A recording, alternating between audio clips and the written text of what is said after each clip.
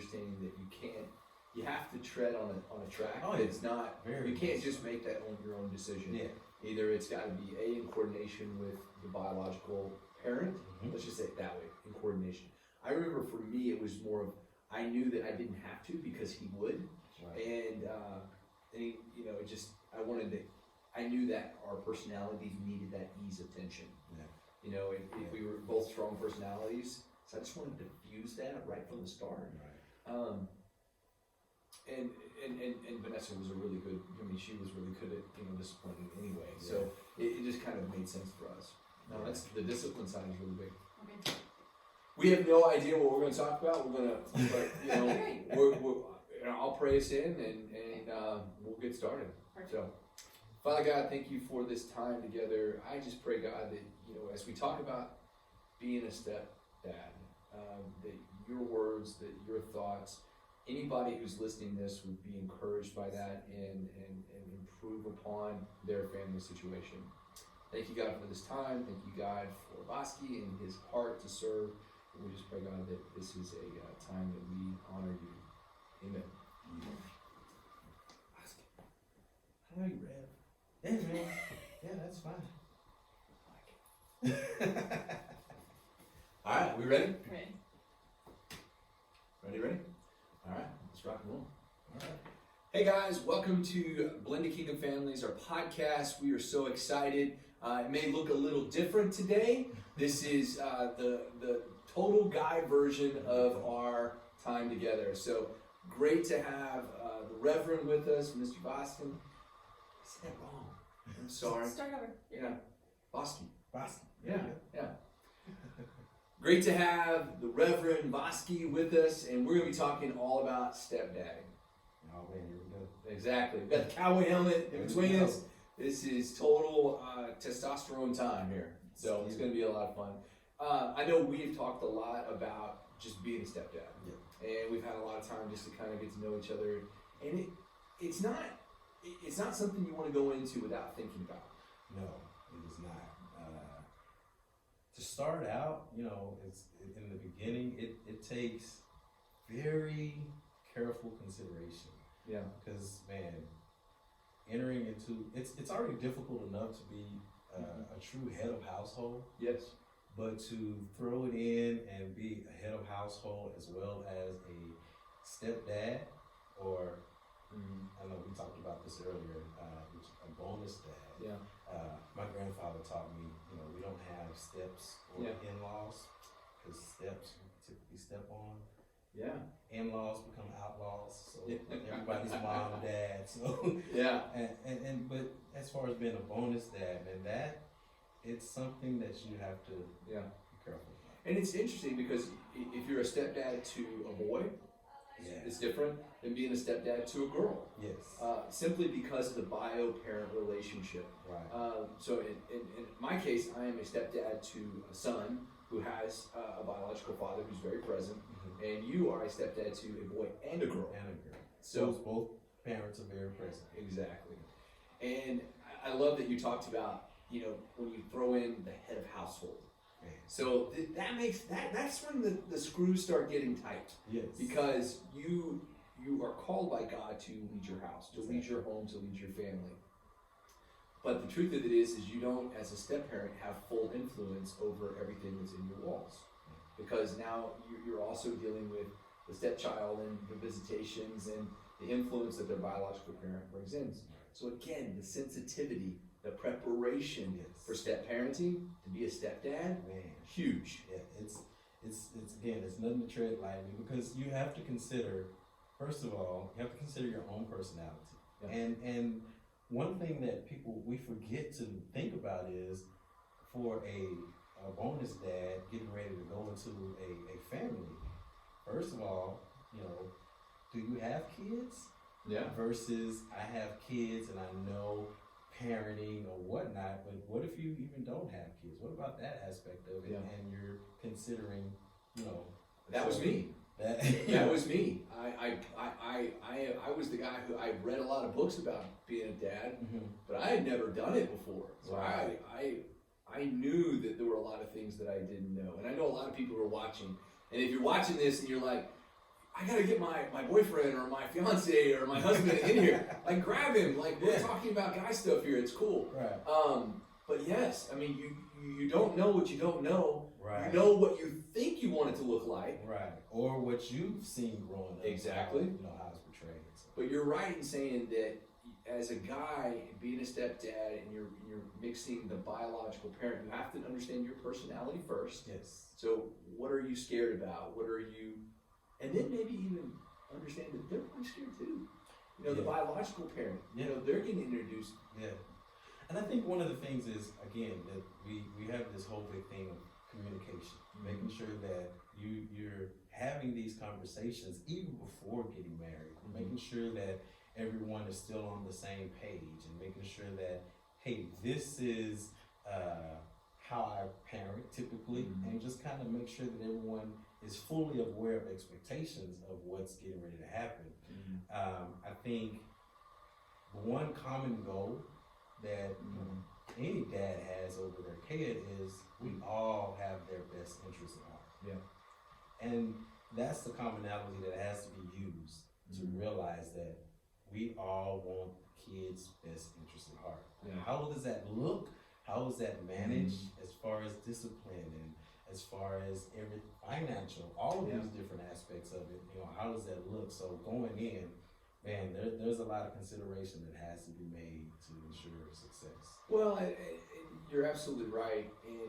And again, as we start looking at key terms, and then you start looking at the underbelly of it, you start looking at how do you take a concept like you talked about? We all want what's best for the kid, for the child.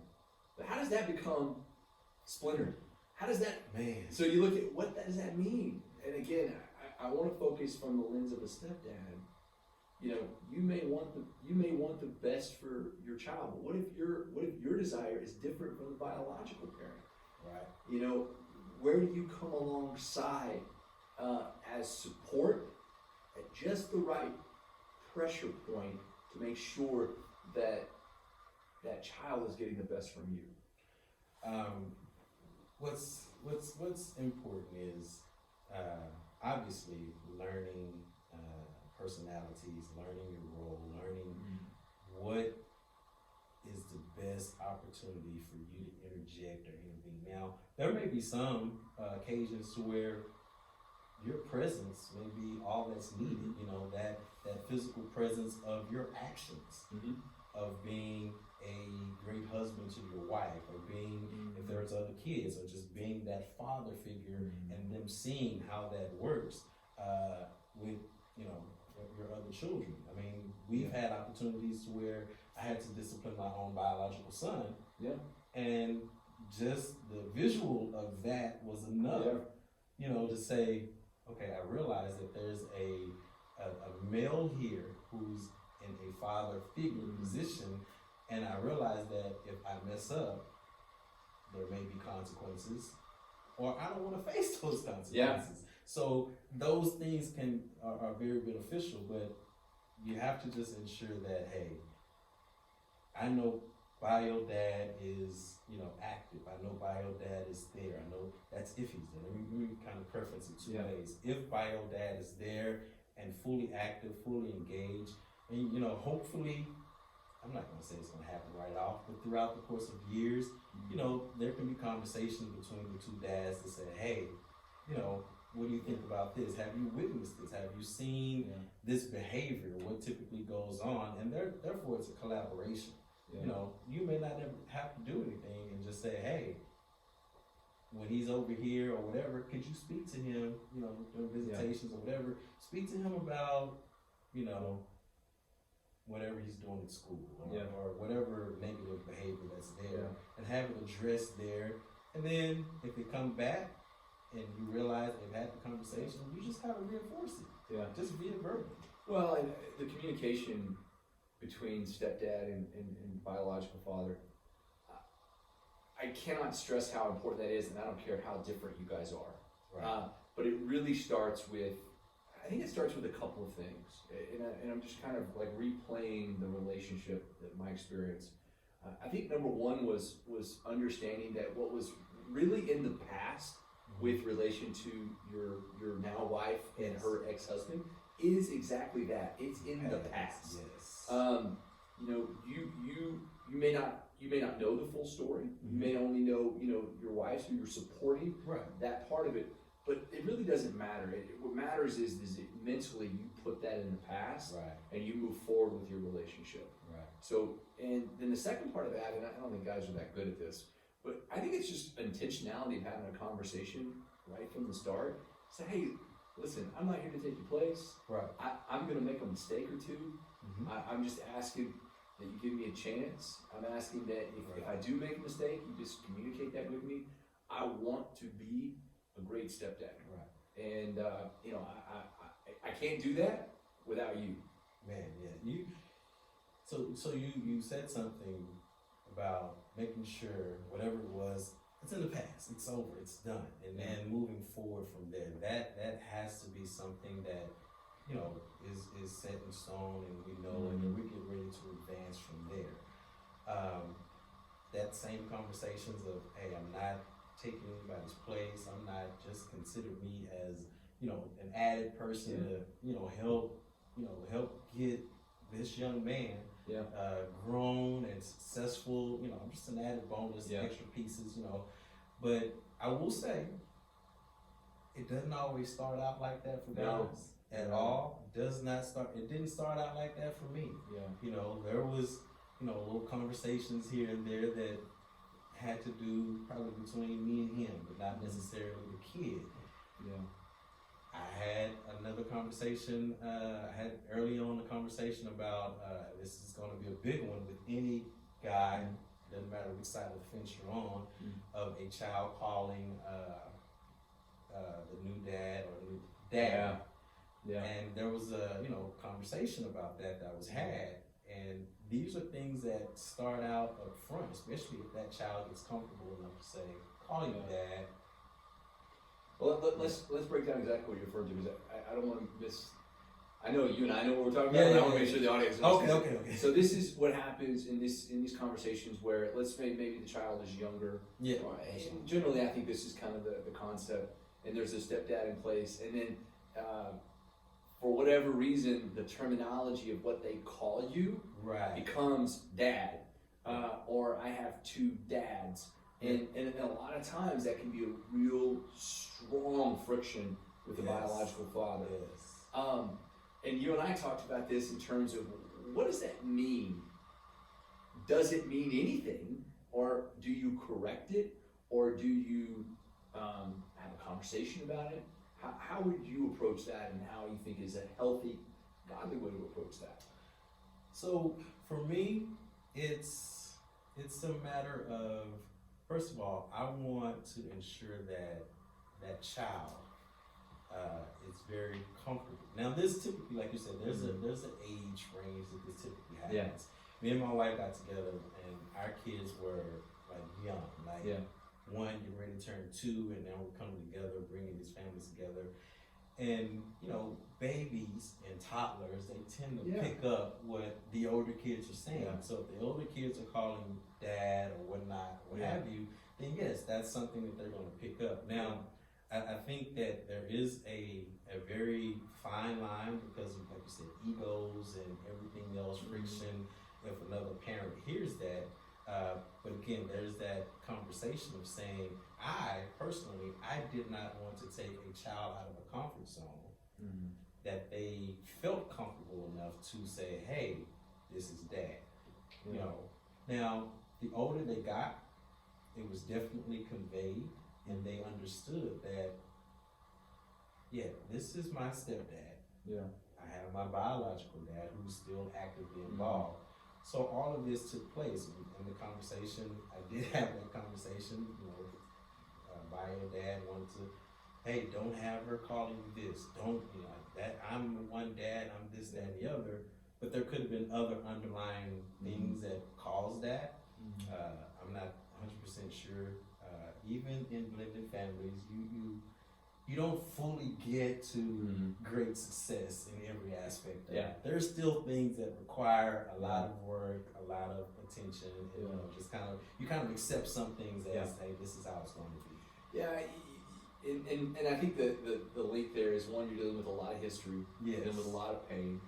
You're also dealing with a lot of fear of what's gonna happen, what's happening, what might happen. Right. And then on the other side, you're dealing with an individual, a child, Yes. who is trying to make harmony, trying to make sense out of their world. Right. And they're putting it in their own little box to go, Right. this is how I want to think, this is how I want to Mhm. feel. Yeah. I don't want to disappoint, I don't want to make anybody unhappy, Right. but this is how it makes sense to me. Right. And then I think from a stepdad perspective, again, I don't want an expectation to be present that you think that even because you are being dad during your time, that you should be called dad. Yes. And so, but I think a lot of guys kind of, again, I want to make sure that expectation is really clear, is that you have to meet that child where they're going to be. Exactly. And again, fit into your lane. Right. And I want to preface this. Not everybody is called to be a stepdad. No. And it's one of the most, I'll use the term step parent in this case, but we're talking about dads, so it's cool. Right. But when you take that assignment, when you sign on to that marriage and you agree and you choose to love, you choose to parent, you also choose to stay in your lane. Yes. To stay within the bounds of what is going to be best for your marriage. Right. Number one, let's do what's our best for our marriage. Exactly. And then let's do what's best for that child. But your ego needs to be checked at the door. Exactly. With that, now, I never encouraged, never said, hey, call me this. Yeah. The only thing that was required is just a form of respect. Yeah. You could call me Mr. Bosky. You could call me, as long as you had a title or some kind of preferences as a form of respect, I was absolutely okay with it. As a matter of fact, our 17-year-old young man, he calls me bald head. I'm sorry. He calls me bald head. And, I didn't take that as disrespect or anything like that. He was one of the ones, even growing up, still calls dad off and on, but he's older now, so he calls me bald head. And I've never took it as a sign of beauty. I I think the two of us should embrace that. Exactly, man. I have. Yeah. But it's what he wants to call. He meant no disrespect from it, and over the course of me being in his life 15 years, I know there's no disrespect there. That's what. Yeah. But I've never. You're right.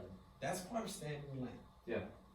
Don't go in demanding, thinking, "Oh, I'm in the house now, and you have to call me this." No, that as long as they're respectful in how they're contacting you and Mr. or whatever, that is absolutely okay. Don't think that you have to set those boundaries because now I'm married to your mom. Now that I believe will cause a lot of problems, and it's gonna make it very hard to blend that family. Well, and you sit back and you go, well, in a nuclear family, father is, he's there. He's been present since day one. He's taking care of the family. He's leading the family. Maybe he's paying the bill. He deserves the respect. Yeah.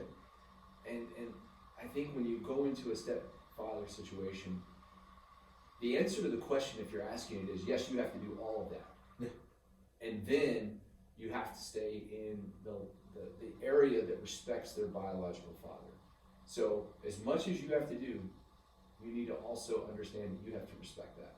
Right. And part of that is, we talked a lot about this, we talked about it in our podcast, is by not, saying negative words, not letting your emotions get the best of you, always honoring that relationship the best that you can. Right. And sometimes the best you can may be to say nothing.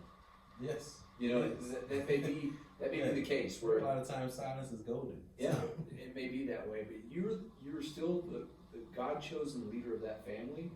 You have chosen to honor his mother in that marriage. Right. And so you have to continue to keep that as a focus. Yes, very much so. And I think a lot of it, and again, as the children get older, you talked about this, and my stepson is, getting into 15, 16, 17, and I see a lot more independence happening, and obviously there's a freedom of driving, there's things that kind of go out of your ways.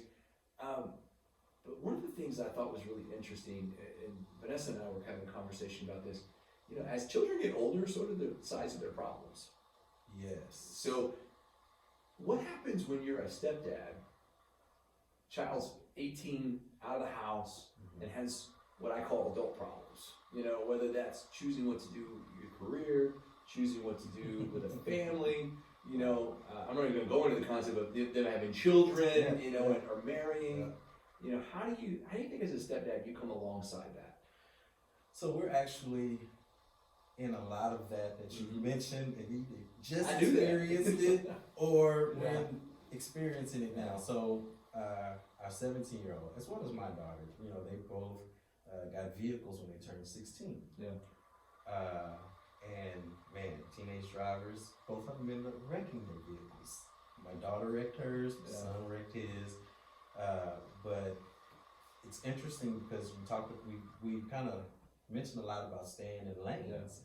So I know my son, I call him my son, his relationship with his father is very good, very tight, very close, especially when it comes to sports. Yeah. But there are other aspects that I started to pick up and notice that he calls me on. He had the accident, and I was the first call that was made. It's kind of shocking. Yeah. But I'm not sure it was because, we all chipped in, we got the car, whatever. You probably prayed and then called the reverend. Who knows? But either way, we got there. His dad showed him at the scene. We both were there and, kind of making sure you're good. Now, the oldest, which is actually, our oldest is 22. She's getting ready to graduate in May. Mm-hmm. And we've been having these conversations of what's next. Yeah. Job, career, getting in contact and making connections to try to do what she really wants to do, which is her major is broadcast journalism. Yeah. So she's trying to figure out ways to get involved in that. And, Mom and her has been having a whole lot of conversations, and she incorporates her dad in asking those questions. But she may not get some of the answers or the guidance that she's really looking for. Yeah. But Mom is still there to help intervene. And for me, I'll sit, sometimes silence is golden, or a lot of times it's almost best to make your suggestion to Mom. Yeah. And then allow Mom to make the suggestion to her. Yeah. But here's the kicker that kind of helps solidify you even more in that role is when Mom is able to say, well, Dad recommended this as an opportunity, and then now you're tied into having a part into that kid's decision making, and now it kind of works out that way. So a lot of times it's almost best to just use your channels that you have. Is it best for me to be direct with the child? Yeah. Or is it best for me to make a suggestion to Mom? Because moms don't know, should I make that or not? So just have to find that niche to get in there. It's part of understanding what God has created as an opportunity for you. Right. When you take the assignment of stepfather, stepdad, bonus dad, or I just dad, who's fine. When you take that assignment, understand that you are, first of all, God is going to prepare you for that. Yes. You need to seek Him in prayer and make sure that you are sometimes patiently waiting for the directive of where to go next. Yes. Because I think that is very important. It's being a stepdad. You have to let Him be a lamp to your feet. Please do that, and know that you're qualified. You can do this, but it does take some, like you said, a lot of patience. It may not all work at first. No. May not. No. But can I just throw this in there? It will be fun. I mean, you hear so many horror stories about becoming a stepdad or whatever the case may be, or you may be the one with the kid who has, you know, a former spouse and you're bringing it in. You know, all of these things, we hear so many horror stories, but like you said, God is going to prepare you. He's going to equip you. And while you're going through the journey, enjoy it. Sure. Because you're learning along the way. Yes, it's going to be ups and downs, but you're learning along the way. And while you're learning, and while God is involved, He's evolving your marriage into something that's going to be amazing. Yeah, I 100% agree with that. You know, and I'm remembering something that somebody said a while ago. You know, when it comes to recognition and all those things, you know, it may not be your time to be recognized. Right. You may be in servant mode or servant period. Yeah. There will be a time of recognition, and I think that's the biggest difference between being a step parent versus a biological parent. Yeah. Biological parent you get immediate satisfaction from what you do. Right. Step parents they may not, they have to wait their time. Right. It may not be your weekend to get recognized. Right. But it's an honorable, and you're honoring God through that journey. And I think it's just so important. And again, I can't overstate the importance of putting God in the center of that. Man, we're 15 years in, and we would not be with any place that we're in right now without Him. Yeah. Because through family prayer, through prayer of just me and my wife, through prayer of just me by myself, you know, just, man, there are times where in the car or whatever, I have to find those moments to, God, I'm getting ready to have to deal with this, or whatever situation that I know that requires some finesse. You know, you have to pray in those moments and know, hey, God, I need you. Yeah, I need you to guide me, because you don't want to make a horrible mistake that will, especially one that God didn't have you or want you to do. Yeah. You know, you want to make sure you seek Him first and follow His guidance in whatever it is. So, yeah, amen.